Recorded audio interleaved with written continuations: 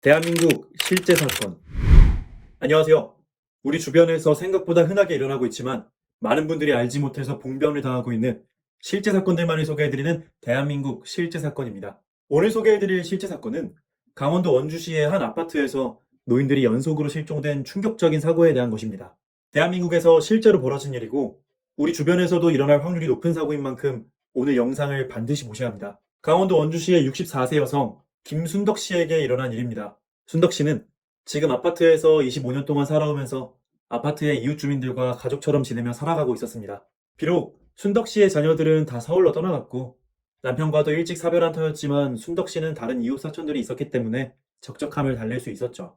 또래 친구들과 볕 좋은 정자에 모여 앉아 화투도 치고 동네 사랑방 역할을 하는 단골 미용실에 놀러가 간식도 나눠 먹는 것이 순덕 씨 삶의 낙이었던 것입니다. 그런데 가을이 지나고 겨울이 찾아왔을 때 순덕 씨네 아파트에 이상한 일이 벌어지기 시작했습니다. 평소였으면 일찌감치 상가 미용실에 나와서 화투를 치자고 졸라야 할 이웃 주민 정금자 씨가 며칠째 얼굴을 내비치지 않는 것이었습니다. 매서운 추위를 피해 따뜻한 미용실 난로 주위에 모여 앉은 이웃들은 금자 씨가 어딜 간 건지 의아해하며 행방을 수소문하기 시작했죠. 하지만 그날 저녁이 다 되도록 금자 씨를 목격했다는 사람이 나오질 않았는데요. 하루 종일 아파트 입구를 지키고 있는 경비원도 금자 씨를 며칠째 못 봤다는 것이었습니다. 결국 금자 씨와 집이 가까웠던 순덕 씨가 금자 씨의 집에 방문하겠다고 자청했습니다.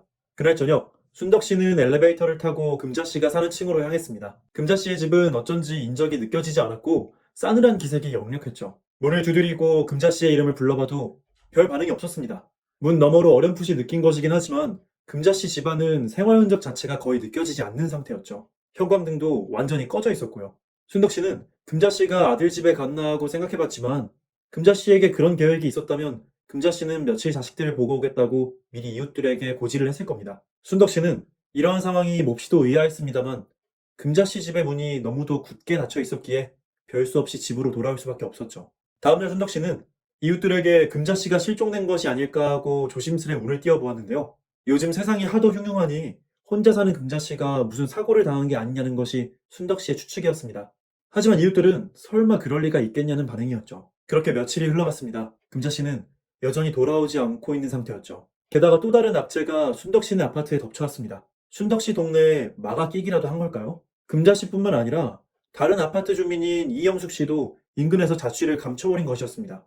심지어는 영숙 씨가 연락이 되지 않는 것을 걱정한 이들이 혹시 무슨 일이 생긴 거냐고 관리사무소에 연락을 넣기까지 한 상황이었죠. 이제 아파트 주민들은 상황을 좌시하면 안 되겠다고 목소리를 높였고 주민회의를 열게 되었습니다. 주민들은 경찰에 신고함과 동시에 경비원과 함께 그들의 집문을 강제로 열기로 결정했죠. 순덕 씨도 다른 이웃 3명과 함께 영숙 씨의 집을 찾아가 그녀의 흔적을 쫓았습니다. 영숙 씨의 집 또한 금자 씨 집과 마찬가지로 내부가 싸늘했고 사람의 온기가 느껴지지 않았는데요. 아무것도 발견되지 않았던 안방, 작은 방에 이어 순덕 씨가 마지막으로 화장실 문을 연 순간이었습니다. 그리고 그 순간 순덕 씨는 자기도 모르게 비명을 터뜨릴 수밖에 없었습니다. 영숙 씨가 화장실 변기 위에서 차가운 시체가 된 채로 발견되었던 것입니다. 그 뒤 안타까운 비보가 잇따랐습니다. 금자 씨 역시 본인의 집 화장실에서 사망한 채로 발견되었다고 하는 것이었습니다. 아파트의 주민 2명이 연속으로 시체로 발견된 충격적인 사건이었죠. 그들이 사망하게 된 이유는 대체 무엇이었을까요? 죽은 이들에게 곡절을 캐물을 수도 없으니 참으로 막막할 따름이었습니다. 지금까지 강원도 원주시의 한 아파트에서 일어난 사고 사례를 들으셨습니다. 이번 사고 사례에서 피해자 2명은 공통적으로 화장실에서 사망한 채로 발견되었는데요. 든 자리는 몰라도 난 자리는 안다고들 하는데 정든 이웃 사촌이 2사람이나 세상을 떠났으니 동네 분위기가 완전히 초토화되고 말았습니다. 아파트 주민들 입장에서는 이들이 왜 사망했는지 알아낼 방도가 없었으니 그저 소름이 끼치고 무서울 따름이었죠. 더군다나 자신들과 같은 나이 지긋한 사람들이 목숨을 잃었기에 혹여나 본인들에게도 그런 일이 일어나지는 않을까 두려울 수밖에 없었을 겁니다. 결국 유족과 합의하에 검시관에게 부검을 요청하게 되었습니다. 부검 결과 사망자들의 사인은 동일하다는 결론이 나왔습니다. 그들의 목숨을 앗아간 주범은 바로 머릿속 시한폭탄이라 불리는 뇌출혈이었죠. 뇌출혈은 발병 환자 중 3분의 1이 즉시 사망에 이를 정도로 매우 무서운 질병인데요. 이번 사례의 사망자들 역시 한순간에 직사에 이르게 된 케이스였습니다. 사망자들은 혈압이 급작스레 상승한 끝에 뇌내 혈관이 파열되어 터져버렸고 이러한 뇌동맥류 파열 증상으로 인해 머릿속에 핏줄기가 뿜어져 나온 끝에 사망하고 만 것이었죠. 검시관들의 추론에 의하면 사망자들은 끔찍한 두통에 신음하다가 한순간에 의식을 잃고 사망했을 가능성이 매우 높을 거라고 하는군요. 하지만 여전히 의문점 한 가지가 남아있는데요. 사망자들은 왜 거의 동일한 시점에 뇌출혈이 발생하여 목숨을 잃게 된 것일까요? 문제의 근본적 원인은 총 두 가지, 추운 겨울철 날씨와 화장실이었습니다. 먼저 겨울철의 매서운 추위는 뇌출혈 잠재 환자들에게 극히 치명적으로 작용하게 되죠. 최근 의학 연구 자료에 따르면 뇌출혈의 경우 추운 겨울철에 특히 눈까지 내려서 대기 중 기압이 낮은 상황에서 뇌출혈의 발생 빈도가 약 30% 증가합니다. 급격하게 기온이나 기압이 변화함으로써 신체의 자율신경계가 오작동을 일으키게 되는 것이죠. 특히 겨울철에 따뜻한 곳에서 갑자기 추운 화장실로 이동하게 되면 그 위험도는 한층 더 증가합니다. 신체가 추위를 느끼게 되면 저항하기 위해 혈관이 수축하여 혈압이 급속도로 상승하기 때문이죠.